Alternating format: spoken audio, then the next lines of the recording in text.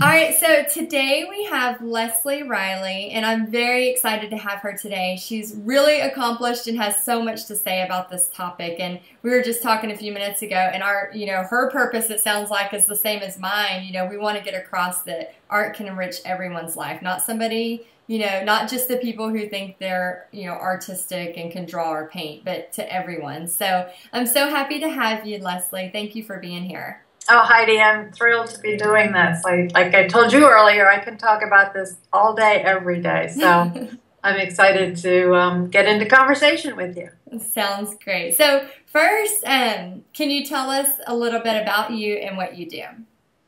I am a mixed media artist who started out as a quilter and didn't like the precisionness of quilting, so I just started playing with my fabric and making collages with fabric and photos and quotes. I love all three of those things. And then got not tired of fabric, but I just wanted to do other things like make books and all. So I've really done just about everything as far as mixed media goes, and using paint on fabric and fabric in paintings and all that stuff. So most of my work is based on, well, I have a book out called Inspirational Quotes Illustrated. So I like using quotes in my work and a lot of images as well. It seems to be a thread that's been running through my work, my life, all the time. Yeah, I love quotes too. I'm the same way. I have a quote that I've painted in my dining room, and I Yeah. love it. Stuff that inspires you and then make it into your artwork is just so fun. Right. Well, so how did you become an artist, and kind of when did you become an artist? I always wanted to be an artist, and I made a lot of crafts and things as a kid. But I thought because I couldn't draw well that I would never be able to be an artist because I just didn't sit down and draw. You know, that kid in grade school that could just draw anything and it looked perfect. Well, I thought that's what artists were, and I couldn't do that. And took art classes, but never really had a good teacher either. So that Oh. I just thought, I'm not cut out to be an artist, and that's when I started, turning to crafts and doing quilting and basket weaving and all the stuff that was really cool in the 70s, macrame. So Hey, isn't that? I know it's all back now. I love it. I macrame, all that stuff is back. So I did a lot of that, and then I started having babies and sort of put all that aside for a while and worked on building a business with my husband as well, and got to probably late 30s, and I had everything you think you want, like the perfect house and 5 wonderful children, and everything looked great, but I just felt something was missing. And I did kind of like a self-inventory about what is it about other people's art that really excites me and turns me on.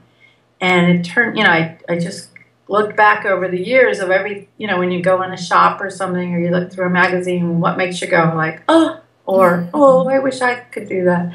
And it was always the same things. It was the figure, the human face or figure, and quotes. Anytime there was written word in anything, that just excited me. And color, really color. And of course, the texture of fabric has never left my heart.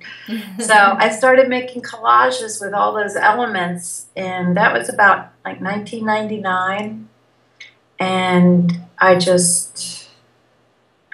built myself a website back then because I had taken some programming classes and put them online, and somehow the world discovered me, so to speak. I had a publisher contact me about writing a book.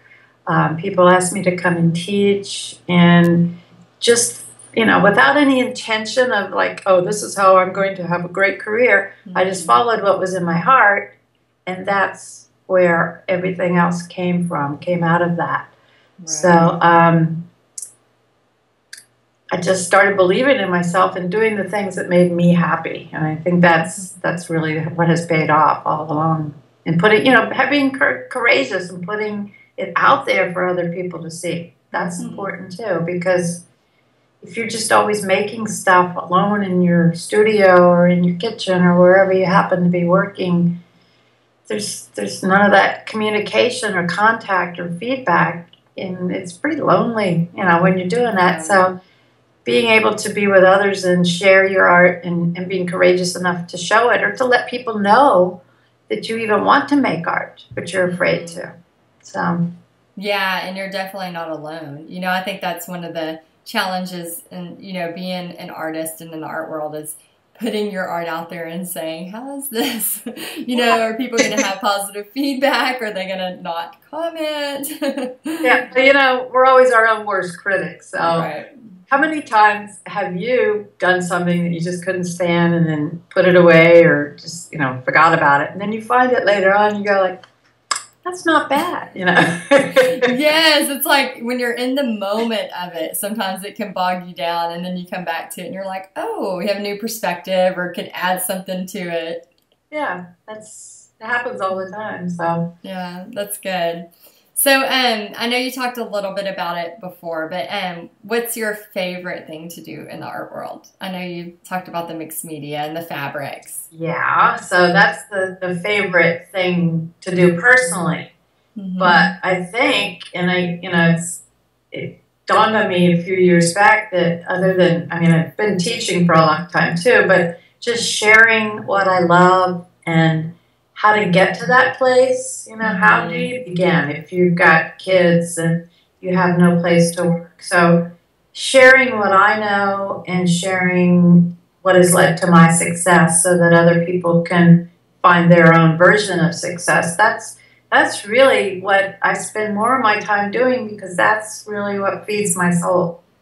That's great. Yeah, I know as an art teacher myself that when I see a kid that gets excited about a project or, they've taken it home and they're working on it at home and then they bring it back to show me because they just can't wait till the next day when we're going to pick it up again, that's when I'm like, oh yeah, that's the greatest. Right. To see that, to get somebody to that point to believe in themselves and to go like, oh, because we all start out that way. Remember, if you have kids or remember when you were a little kid, you ran up, look what I made. It's kid art, so it's never going to be a masterpiece. But why should that stop us now? It's that you want that feeling, look what I made, not just some perfect masterpiece there. Mm-hmm. Yeah, and I think Pinterest is, kind of helping re-inspire everyone, which I do appreciate Pinterest for that because, people get on there and then you see all these people, recreating their own versions of things. And I think it's been a great community. I know. Things are so much different now for people too. Because when I was trying to find my voice, there was, the internet was just brand new. But back in my 30s, there was no internet. I'm so old. Stop. You're wise. I'm pre-internet. Let's put it that way. So if you, do you have like a favorite book or a favorite quote you want to share with our audience? Well, I have so many, but I think the most important one for me would be the one that I put on my mirror back when I was in my 30s, and it's the, let's see, whatever you can do or dream you can do, begin it, because boldness has magic, genius, and power in it. And that's, great. I always called him Goethe because it's Goethe, but it's really Goethe is how you pronounce his name. That's awesome. I'm going to write that down. I love that one about the boldness. Yeah, that's what it takes. It takes not just being bold to be in front of people, but to be bold with yourself, especially moms or working people, like take time for yourself. Mm-hmm. Yeah, it makes all the difference in the world. That's for sure. Yeah. Okay. So, Lesley, who inspires you? So many people. Probably, and I'll go back to like I did with the quote.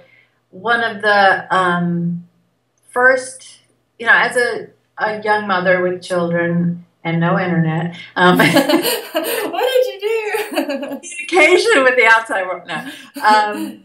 I was always searching for women who were artists or who were, writers or women who accomplished things and were mothers. Because most famous artists who, we know of, they never married. So a lot of them never married, and they certainly didn't raise a family.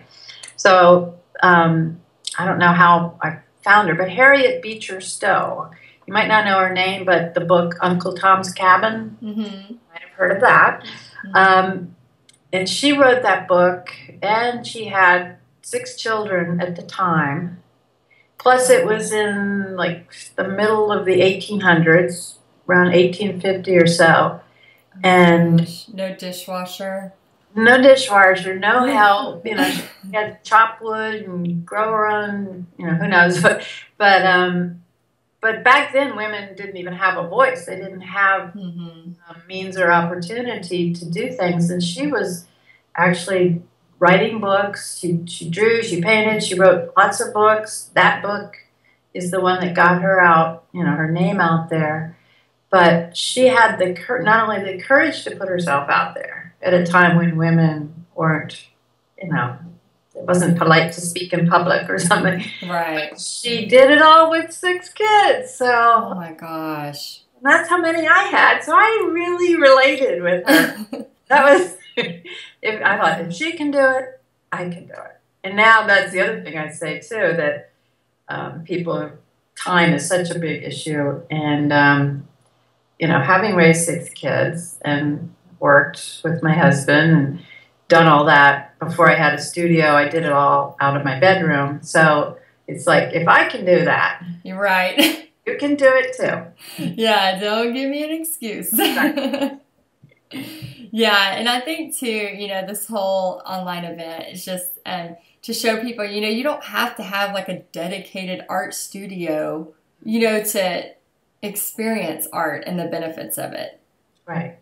So yeah, I hope people see that. There's been times where, like you had it in your bedroom or wherever, just any place you could find to put stuff. So, so what do you feel is the greatest part of discovering your passion? I think the most important part, the part that keeps driving me, is that, well, it was that when I did that self-inventory back in the day, and finally, found something that was my own and it wasn't part of the family, it wasn't this, that, it was my thing, just for me, and I was in complete control of it. And it brought me such joy and happiness, and it was what I was missing. That I felt complete with that, and knowing that that's what gives me that sense of wholeness and really, I want to sound weird here, but it's my reason for living, so to speak. No, that does not sound weird to me. It's my go-to. It's my, if I'm depressed or cranky or sad, it's like, yeah, that's right. I haven't made anything in a while. It's such an integral part of my life that I just can't imagine who I would be or how I would be without it. And that's really the message I want to get out to other women too, is that if you feel like, is this all there is? Or why am I here? Or even I wish I could do that, but I don't have any talent. Yes, you can, and you should, and it will make you feel so good. And I don't forget what the question was, but I think that's right. Yeah, and just the creative process, not even the end product, just creating is so, it's awesome. Yeah. I think it's through the creating that we find ourselves and we feel complete. Right. So we stop making things as people, as a society, but ourselves too, because everything is already done for us pretty much. Yeah. So it's not always just art. It could also be, baking or beautiful garden or something that we call our own and can create. Oh, yeah, definitely. That's exactly what I want to get across. So I'm glad you said that. we're twins. I love it. So, Lesley, do you believe that anyone can use art to enrich their life? I know we just kind of spoke on that, but how do you feel? Most definitely. And like I said, it's not always the kind of art that you think of. Because to me, when I was a kid and wishing I could be an artist, what I thought of as art was what was in the National Gallery. I grew up in Washington, D.C., so everything in the National Gallery of Art was art. What I was doing was like crafty or silly stuff. But there is no wrong or right way to make art. And some people are better than others. That's the way it's going to be. And some people like a certain style. And I realized I'm not a precision person. Me neither. To do something, free flowing and whoops, I made a mistake, but yay, that looks, like something I created, not something that was printed in China or something. Right. So it's just, I don't know, it's the best thing anyone can do for themselves. Mm-hmm. That's great. So if you had advice for someone who hasn't tried art, or maybe they just did when they were little and they're kind of scared to step over that line, what kind of advice would you give them, and where would you tell them to start? It's always good to do it with others, especially if, there's enthusiasm in a class situation, and usually there's a group of people that are scared too, and they think they can't do it. So some sort of class where everyone can come together and just, kind of, it sounds silly, but make fools of themselves. The point, as you said, the point's not in what you make, it's in the making process. And our definition of art is so narrow, and it's creating to me. Anything we make up on our own and create, that's art. It did not exist before, now it exists, and it came through you. So I think just either doing it home with crayons or get some watercolors or something. If you like fabric, just start playing with your fabric in a whole new way. There's no right or wrong. Here's, if I have a chance to say this, when I first started making those fragments, the fabric collages, I called them fragments, I first looked at them and I went like, oh, this is silly. I've never seen anything like this before. Nobody's ever done that. And I just thought, I had to make stuff that looked like everybody else's. Mm-hmm. I don't know if So it dawned on me, I don't know how many hours or minutes or days went by, but I went like, nobody makes something like that. Maybe I'm onto something. Yeah, this is like refreshing. And so that's the other thing with all the, the Pinterest and the magazines and everything. You think if it doesn't look like that, it's not so good. Not good. Whatever you want to make. Mm-hmm. Sure, you might want to improve your skills, but if it comes out of you, you don't even have to understand why or how it came out of you. Right. But that's where the joy comes from. Oh my gosh, yeah, it's such joy. I could not imagine my life without art. Right. So, yeah, we don't want anyone to be deprived of that. No, we don't. We got to spread this message. Right. Do you have, you were talking about a free gift you'd like to offer our viewers. Do you want to talk a little bit about that? Sure. I was trying to think of something that might help them get motivated. Mm-hmm. So I have several products in my shop, like stencils and transfer paper and all my books. But I also have a couple classes. One is a composition class called Compose Yourself, and the other is the Artist Success Action Program, which helps you take action and, go down the path of being an artist. But I'm offering a 20% discount on everything in the shop for a week starting today. And the code that you can enter at checkout would be Heidi 20. I like that. Capital letters, okay? I've never had a code. Yeah, you're special now. I thought that would be easy to remember. So Heidi 20, all capital. letters. And that would run a week from right now, and then a week later it will expire. So that's the other thing that we haven't touched on, is that we sit around thinking, yeah, I will maybe someday. And now's the time. We all have to just take action on our dreams now. Oh my gosh, I totally agree with that statement. Just do it. Exactly. Too bad Nike has that one. I know. There's so many uses for that one. Yes. And do you have any final thoughts, Lesley, for our audience? Oh boy. If we could just get a worldwide movement on all of this, and I think if everybody found the natural high that comes from creating, that, my gosh, we could change the world. So that's my thought. And I love what you're doing, Heidi. And I hope it really has a lot of impact on a lot of people. Oh, thank you so much. It's been a pleasure. And I love your stuff, and I love your style, and I love, that we have the same message. I think that's so cool. And I look forward to more things in the future with you. Okay, and I forgot to mention what my website is. It's lesleyriley.com, so that's easy to remember too, because I know that's printed on whatever you're watching here. So. Oh yeah, I'll have it on there too, so everybody will know where to find you. Good. All right, thanks a lot, Heidi. Thank you so much. It was a pleasure. Yeah, it was fun. Bye.